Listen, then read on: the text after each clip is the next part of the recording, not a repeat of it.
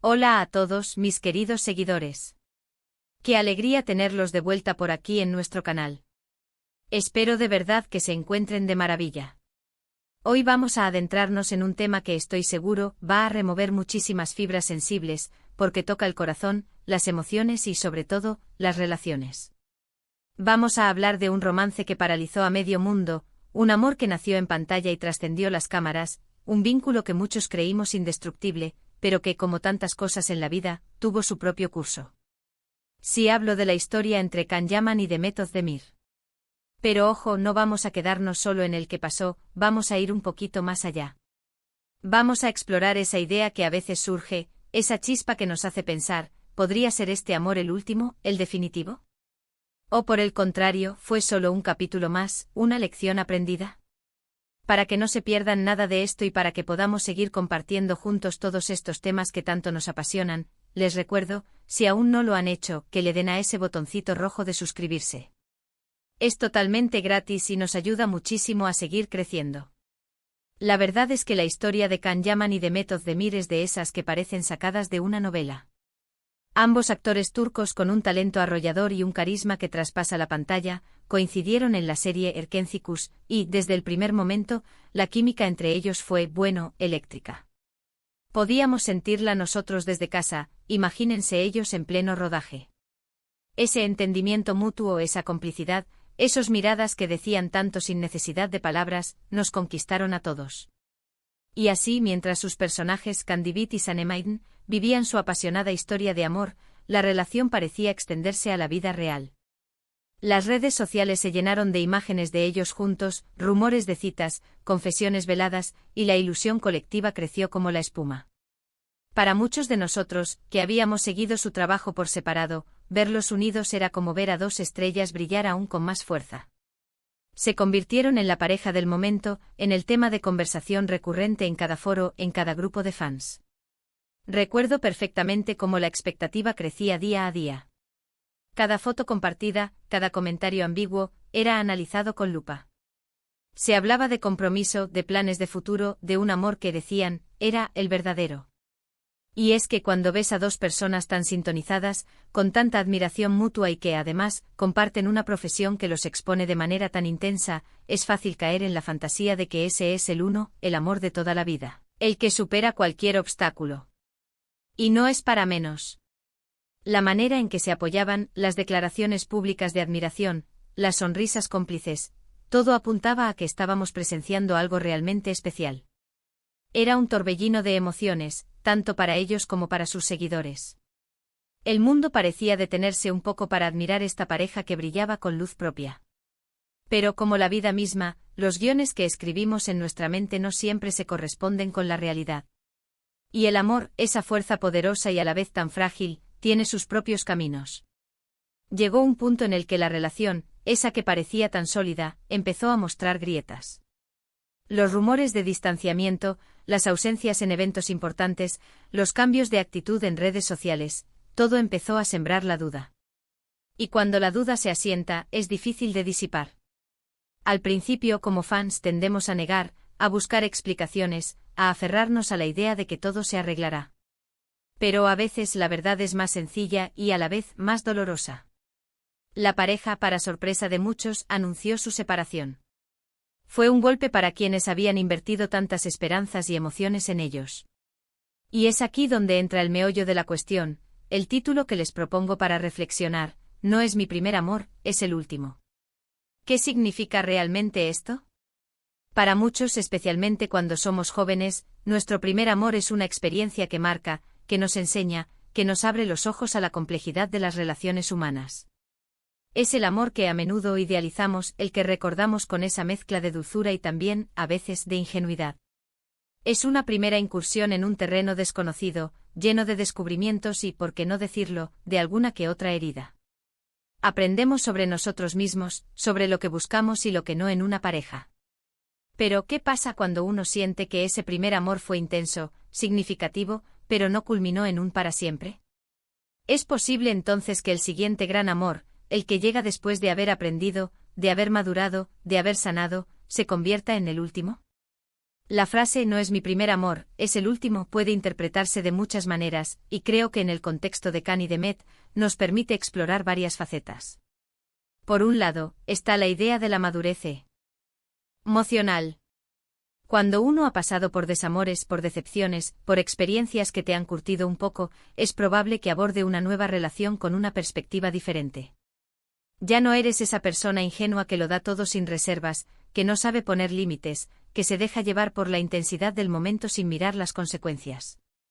Con la experiencia uno aprende a valorar, a identificar lo que realmente importa, a ser más selectivo, a no conformarse. Y si Cani y Demet, después de su primer intento juntos, o incluso si esa relación fue su primer gran amor público, han encontrado una nueva forma de amar, una más consciente, más asentada, entonces sí podríamos estar ante un amor que se siente diferente. Un amor que, por haber llegado después de un aprendizaje, se percibe como más sólido, más duradero. Pensemos en ello. Cuando uno está joven, el amor puede ser impulsivo, apasionado, pero también a veces superficial o basado en idealizaciones. El primer amor te enseña el arrebato, la euforia, pero también puede enseñarte la fragilidad de las expectativas. Si la relación entre Cani y Demet fue intensa, como lo parecía, pero no perduró, ¿qué aprendieron de ella? Quizás aprendieron sobre la importancia de la compatibilidad a largo plazo, sobre la necesidad de comunicarse de manera efectiva, sobre cómo manejar las presiones externas, o sobre el simple hecho de que dos personas, por muy enamoradas que estén, a veces simplemente no están hechas la una para la otra en el camino de la vida. Y si hablamos de el último amor, no necesariamente significa que sea el último amor que vivirán en su vida. Puede referirse a ese amor que se siente tan completo, tan pleno, tan alineado con uno mismo, que ya no necesitas buscar más. Es ese amor que te da paz, que te impulsa a ser mejor, que se siente como un hogar. Un amor que no necesita demostraciones constantes, porque la seguridad y la conexión son profundas. Un amor que quizás ha llegado en un momento en el que ya no estás buscando probarte a ti mismo o a los demás, sino simplemente compartir la vida con alguien que te complementa de verdad. Ahora imaginemos que Cani y Demet se reencontraron, o que conocieron a nuevas personas, y han encontrado ese tipo de amor. Un amor que tal vez no tiene la misma urgencia de la juventud, pero sí una profundidad y una comprensión que solo los años y las experiencias pueden brindar. Un amor que no es un impulso ciego, sino una elección consciente, una decisión diaria de construir algo juntos. En ese sentido, un amor posterior al primer desengaño, al primer gran amor que no funcionó, puede ser el amor que se siente como el último, en el sentido de ser el más valioso, el más trabajado, el más apreciado. Y aquí es donde la frase se vuelve fascinante. No es mi primer amor, es el último. Implica una evolución. Implica que ya se ha recorrido un camino, que se han vivido otras historias, que se han aprendido lecciones importantes. El primer amor es a menudo una etapa de descubrimiento, de ensayo y error. El último amor es el que llega con la sabiduría, con la claridad de quiénes somos y qué queremos. Es un amor que quizás ya no necesita la intensidad del arrebato inicial, sino que se nutre de la complicidad, del respeto, de la admiración mutua que se ha ido construyendo con el tiempo. Si pensamos en Cani y Demet, es posible que su relación inicial, aunque apasionada, fuera más el reflejo de esa intensidad del momento, de la química en pantalla. Y quizás con el tiempo han madurado, han aprendido sobre sí mismos y sobre lo que realmente buscan en una pareja. Si ahora uno de ellos se encuentra en una relación que sienten que es diferente, más profunda, más completa, podrían perfectamente decir, este no es mi primer amor, es el último. Porque ya no se trata de la novedad, de la idealización inicial, sino de una conexión real, tangible, construida sobre bases sólidas. Además, pensemos en las presiones mediáticas. El primer amor, especialmente para figuras públicas, puede ser un campo minado. La atención constante, las expectativas de los fans, la exposición pública de cada paso, todo eso puede desgastar una relación, incluso la más fuerte.